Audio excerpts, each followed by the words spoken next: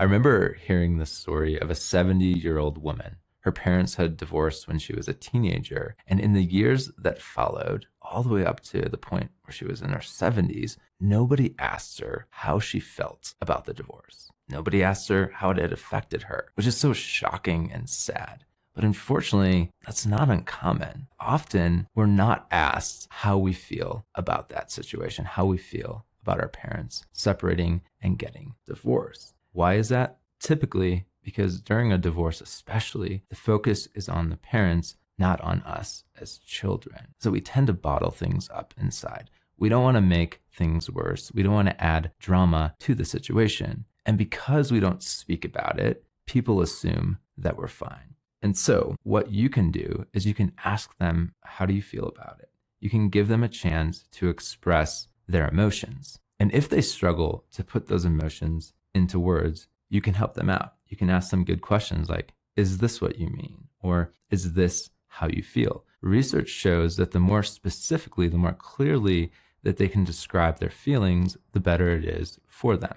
And the danger is if they don't speak about those emotions, if they don't get them out in some healthy way, it often comes out in unhealthy ways, and particularly can come out in anger and really impact their life in a huge way. Dr. Susan David from the Harvard Medical School wrote a great book called Emotional Agility. And in that book, she tells the story of Thomas. Thomas was a business executive who one day when he got to the office, he had a seizure. It's an absolutely tragic, scary situation.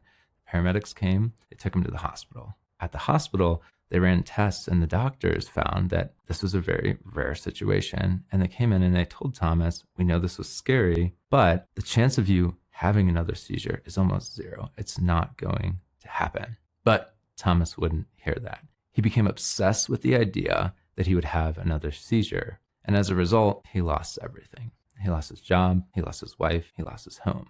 And years later, when he was living on the street, Dr. Susan David attempted to help him in therapy. And one thing she noticed when she would talk to him in their sessions was that he would always respond in a very similar way when she would ask him how he was doing, how things were going. He would say the South African equivalent of, I'm fine, things are fine.